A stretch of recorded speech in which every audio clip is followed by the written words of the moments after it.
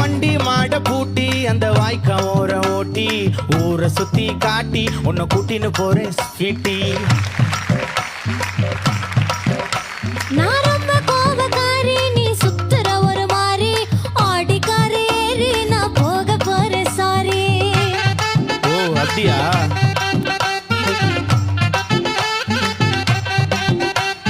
வைக்க மாட்டேன் தாடி, நீ வேணா எனக்கு போடி. இந்த மாமாவை தான் தேடி உன் தங்கச்சி வர ஓடி.